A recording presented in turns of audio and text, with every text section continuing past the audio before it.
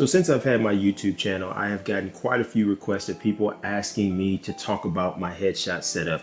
You know, what lights do I use, what camera, what lens, what background, all of those things. And I've not been able to bring it to the channel because usually when I'm doing a headshot job, I don't really want to be bothered with setting up all of the extra stuff to be able to record a YouTube video. But today I need to do some headshots, and this would be a good opportunity for me to bring this video to you today. So I really want to talk about all of those things. What camera do I use? What lens do I use? Lighting setup, background, and all of those things. Now, if you do headshots on a continuous basis, or if it's something that you kind of do in quantity, you may have a system, or you may think that you need to have a system so that way things are very streamlined and it's easy. And I do agree with that. I do think having a system is good. But I think a pitfall for some photographers is that they will try to make that system work in every situation. And sometimes, depending upon your location, your space, or your client, you may have to adjust that a little bit. So I really want to emphasize not having the approach that this is how I'm going to do headshots and I'm going to do every single one of them the same way. I think that's not a good way to go into it. So I'm definitely going to touch on that in more detail in this video. And like I said, we're going to dive deep into how I set everything up and what my thought process is. So let's get to it. So first things first, let's talk about the background. Now, in my current way of doing things, I use this Westcott 2-in-1 background. It's a 5-foot by 7-foot background. I used to use seamless paper. I still use seamless paper sometimes, but I kind of transitioned to this mainly because it was simpler. You know, obviously when you have seamless paper, you either have to set up a paper backdrop stand to hold it, or you have to tape it on the wall. And I really just found that that was very cumbersome for me. And this is just a lot easier to travel with. And really, I've noticed that most clients typically prefer to have white or gray or black anyway. So if I'm going to be using those colors, really having the seamless doesn't add a whole lot of value. Obviously, if I want color, then I will still throw in the seamless. But if it's just going to be a white background or a gray background or black, this is what I'm going with. So this is really nice because, like I said, it's a 2-in-1. So it's white on this side, it's black on the other side. But I typically only use the white side unless the client specifically wants a background. And the reason for that is because I can make this white, gray, black, or any shade in between just based off of the light that I put on it. So if they want black, I make it black so that way I'm not working against myself, because, you know, if you want to turn a white background black, you got to make sure no light hits it. So I've got to have a lot of distance in between, you know, the subject and the background. Makes no sense to do that, right? If you have a black backdrop, use that. But otherwise, I use this Westcott 2-in-1 here. And, you know, I won't necessarily say I'll put all of this stuff, the links in the description, because the things that I have set up for the headshot today are not what I use all the time. It's just what I'm using for this particular one. So I'm going to walk you through that, but things change depending on what the job is. But I definitely could say in terms of backgrounds, I do gravitate towards this 2-in-1 most of the time because it's easy to travel with. It's easy to set up. Right now, there's just a light stand behind it, so it's leaning up against the light stand. If I wanted to shoot the subject standing, I would have it kind of more on the light stand so it could be up. Obviously, I've got the stool here, so that way they could be low enough for me to not have to do that. But if I am going to do standing, this has to be a little bit higher than what it is. But it's just very easy to travel with this. So this is my background of choice these days. Now, when it comes to the light, this is where, when I talk about photographers can definitely have the pitfall of having a system and just trying to make that work for every job. The lighting is where that pitfall really happens. When it comes to how I'm going to light a headshot, there's a few things that I'm going to take into account. Number one is going to be space, right? Because depending upon how much space I have, that's going to dictate really how I want to set up my lights. It's definitely going to dictate the modifiers that I'm choosing to use, the positioning that I want to put everything in. So the space is going to be very critical. But even more important than that is the look and feel that the client wants in their headshots.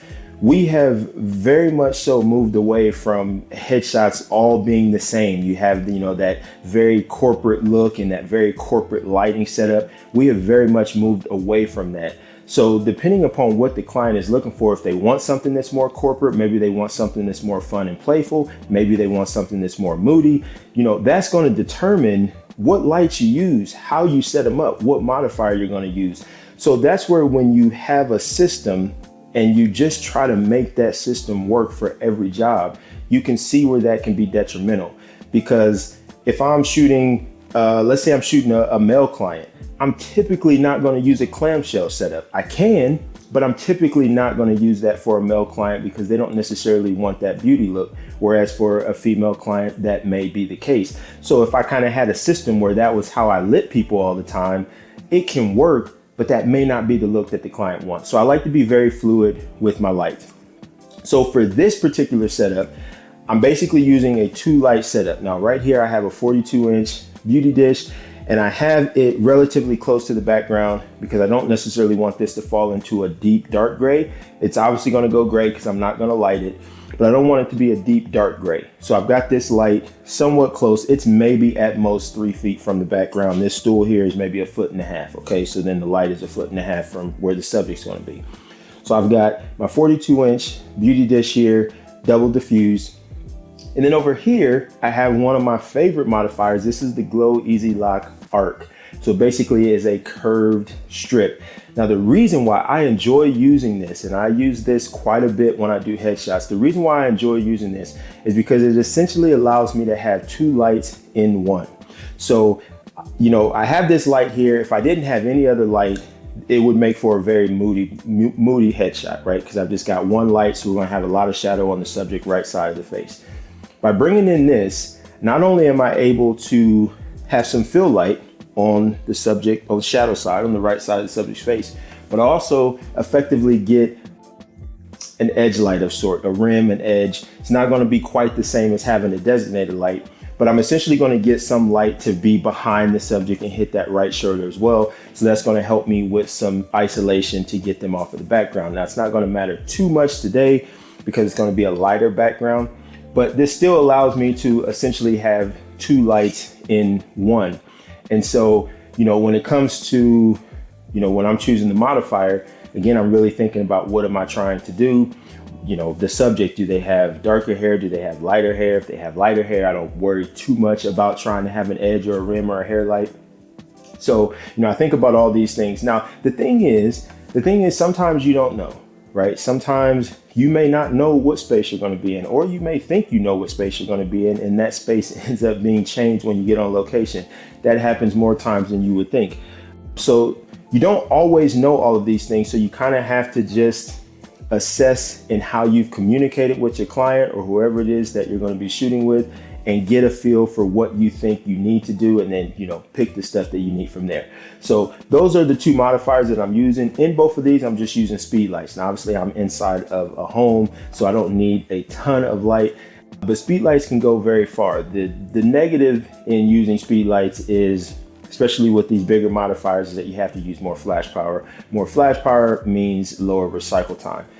I typically don't worry about that too much with headshots because I'm not really firing a ton of shots at one time. I'm really talking to the subject and really trying to get what I'm trying to get. So I don't really worry about that too much. So the speed lights will work just fine in this case. Now, before I talk about camera settings, I want to talk about one thing that I almost always use for headshots, and that is my light meter. Now, I know when it comes to light meters, that's a very contested topic. Some people love them, some people hate them, some people say you don't need them.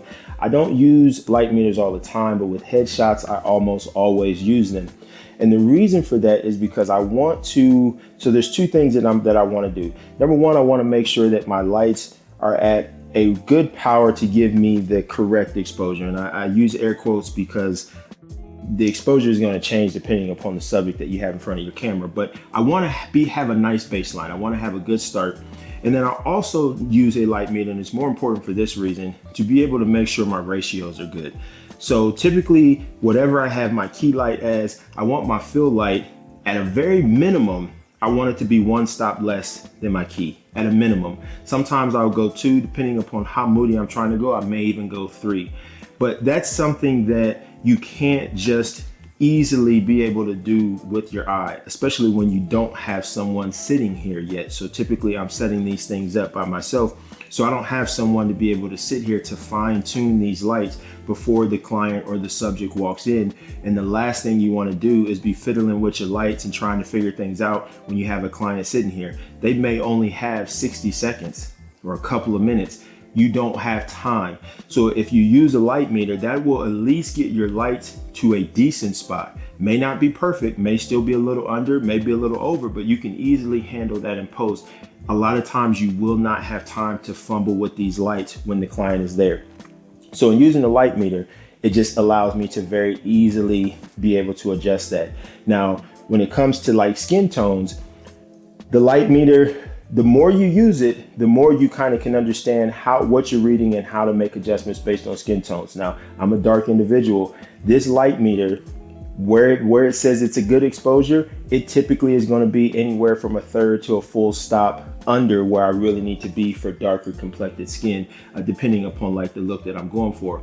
So I know that, right? So if I know that I'm shooting someone with color in the skin, then I know whatever this gives me, I'm going to dial it up a third of a stop or maybe 2/3 of a stop, and that's going to get me where I need to be. Conversely, if you have someone with very, very pale or light skin, the reading may have you overexposed a little bit, so I may drop it a third or 2/3.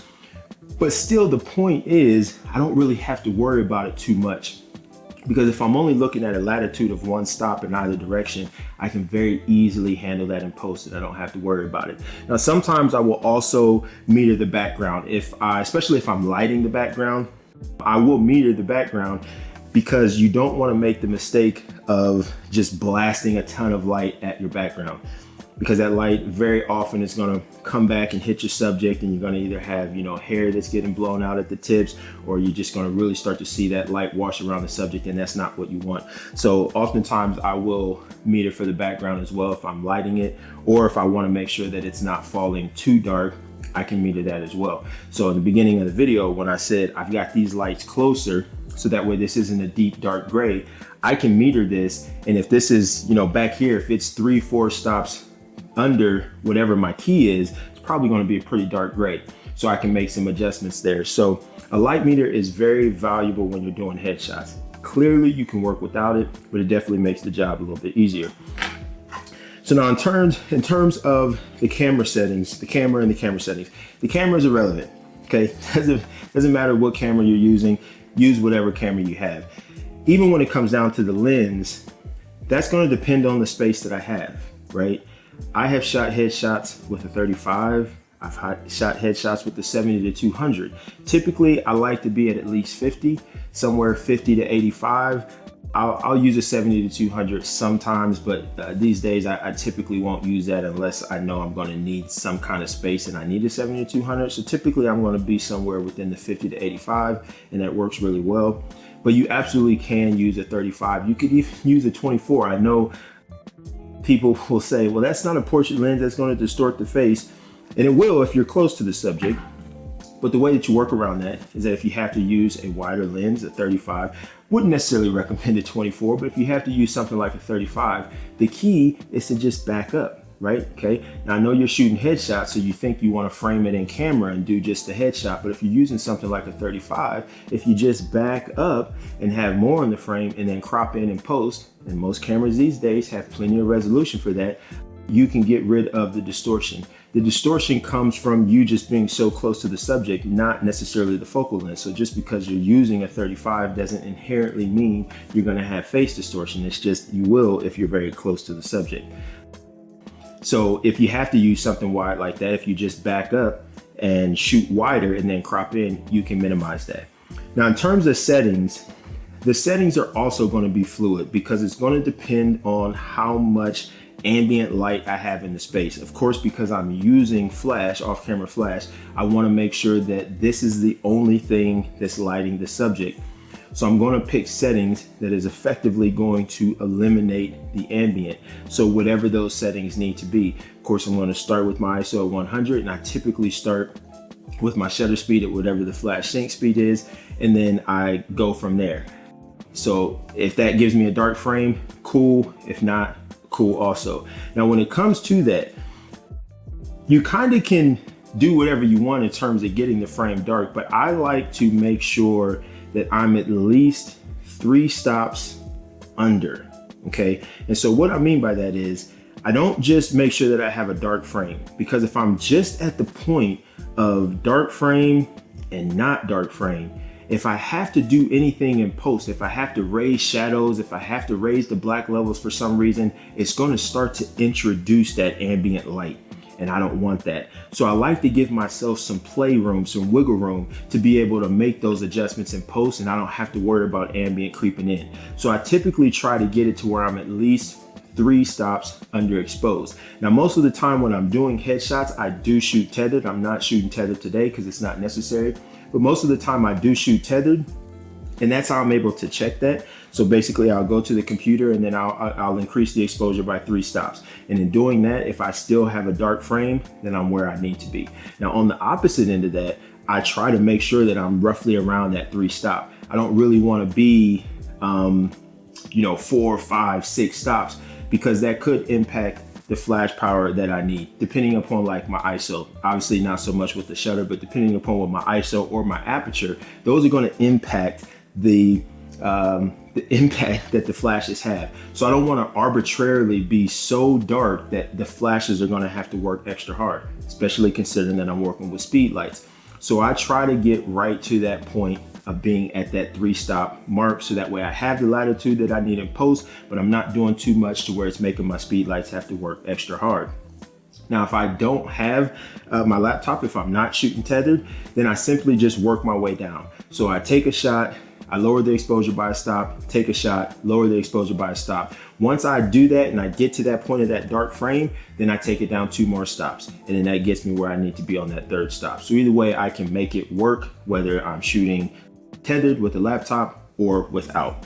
So in terms of settings, that's about it. Flash power, obviously you're going to use the flash power that you need. I'm metering, so I'm getting that where it needs to be. That isn't a one size fits all thing. It's not going to be the same. Obviously my lighting positions are going to change. My modifiers are going to change. My flash sources may change. So all of these things are going to impact what your flash settings are. So you're typically not going to have the same settings and the same everything unless you shoot in studio and you just kind of do everything the same way, obviously. But if you're a little bit more nomadic and you're going on location, all of these things are going to change. So don't get in the habit of thinking that everything is going to be the same every single time. Okay. Now, I mentioned earlier in the video that I'm going to be having the subject sit down today. Now, that more so is because I really just didn't want to set this up to be able to have this higher, to be able to have the subject stand. But I do take that into consideration based off of who I'm shooting. Now, when you have people sit down, it typically is more comfortable for people. But the problem with having people sit is that you will have to work with them inherently wanting to slouch. Typically when people sit down, they don't sit straight up, their shoulders aren't back, they don't have an arch in their back. So you're gonna have to coach them through that. So depending upon if you want to do that work or not, I have found that it's easier to get people to stand, because when people stand, they're more likely to stand up straight, and it definitely is easier to get them to stand up straight than it is to get that out of them when they're sitting. I've also found that men tend to have an easier time sitting than women. That's no dig on women whatsoever. That's just the experience that I've had. And typically women want to look thinner anyway, so being able to have them stand is absolutely going to help you do that. So generally I will have my subject stand.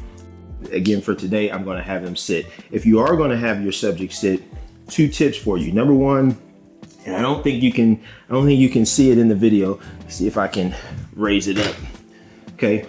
Number 1, use something that doesn't have a back. Okay, when people sit down in a chair that has a back, they typically will sit in the chair and put their back on the chair, and that's not where you're going to want them to be. And that segues into step number 2, is you want to have your subject sit on the edge of the seat, as far forward on the edge of the seat as they possibly could be. This will inherently make them sit up straight, because you cannot slouch when you feel like you're half falling off of the chair. So if you use a seat like this that doesn't have a back and you push them as far forward to the seat as you possibly can, that's going to make your job a lot easier in getting them to sit up straight. And I don't know if I'll be a little low, but in me sitting in that versus me slouching like this, you want them up, you want those shoulders back, and you know, you can make that work pretty easy. So again, I typically will have the subject stand, but in today's case, they're gonna be sitting down. Now that we have him in, so we have him here. So I'm just gonna be using my 24 to 105, just so that way it gives me some flexibility. I have not metered the light, so even though I talk about doing that usually, I have not done that, so I will have to chimp, but that's okay. This is my childhood friend here, so we're just gonna work our way through it. But otherwise, I would normally be ready to go, and I could literally take the first shot and it probably would be exactly where I need it to be. That is not gonna be the case right now, but that's okay. All right, so that's good. So the question for you, do you want it to be, because this is the same conversation we had the last time we did it, you want it to be where you're more straight on, which is kind of more of like a dominant stance, like boss type stance, or do you want to kind of have your body angled a little bit, which makes it more approachable? Let's do both. Okay. Yep. So what I'll say for you is just make sure like this is all, you know what I mean? Like tie straight, yep. All that, you know what I mean? Yep. Because I can't see me, obviously. Yep. Okay. Yeah, and I'll show you as well.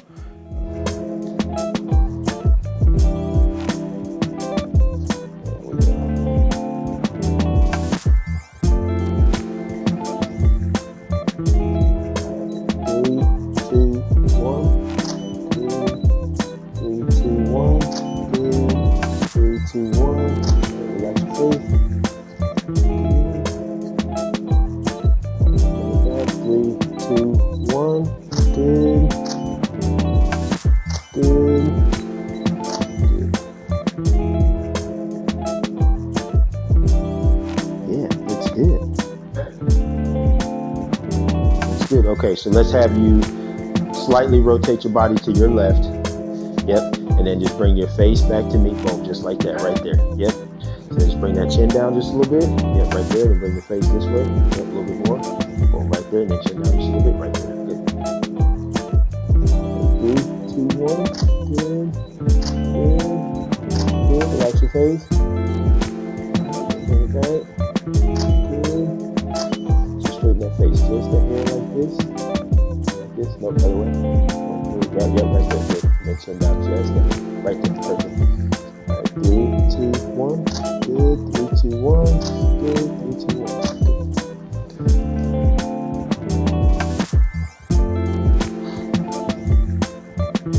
So let's see which one you think you like more. We'll do the other. Wow, what a handsome bastard I am. You know? So there's straight on. Okay. There's angled. Straight on. I look like a fucking I like them. So my original is straight on. Yeah. Well, what do you think? You do this all the time. It doesn't matter. Okay. Yeah, I never really have an opinion one way or the other, because at the end of the day, it's, you know, they both can work. So I think really like usually I tell clients, what do you think you're going to use it for, right? Because if you want to come off approachable, I'm always going to say angle, right? Because if you think about like when you're standing, if you were talking to someone and you were standing like this, it feels very guarded, very closed, like it doesn't feel inviting. You wouldn't think that person wants to talk to you. Whereas if it was just more of a casual, like you're just standing around, it feels a little bit more inviting. So sometimes it kind of depends on like what are you trying to convey? Like what do you want people to think, right? So and I may feel differently with a different shirt. Right. So obviously with the suit you could be a little bit more. Let's go back straight because I want to get you without smiling. So let me get a couple of those. So as you can see, it doesn't really take a lot. I don't take a whole lot of pictures because typically for these would be kind of more like corporate headshots. For something like this, once you have the shot, you have the shot. It doesn't really make sense to do a ton, especially if you're doing volume. Obviously, you only want to have, you know, a couple minutes, 2 to 5 minutes with each person. Get them in, get them comfortable, get the shots, and get them out. So try to be efficient with how you shoot.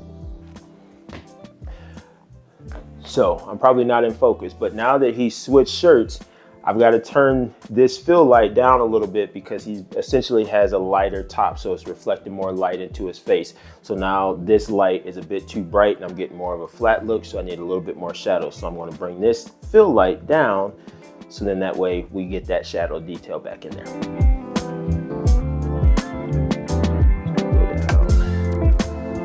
Let's try 2/3 of a stop. Yeah, go back straight. Yeah. All right, chin down just a little bit. Good. All right, 3, 2, 1. Good. Good. Watch your face. Step back. Good. Boom. Good. Good.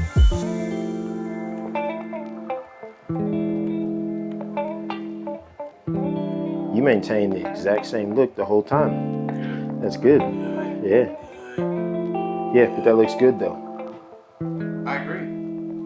Yeah. And that is that. Appreciate you watching this video. To the next one. Peace.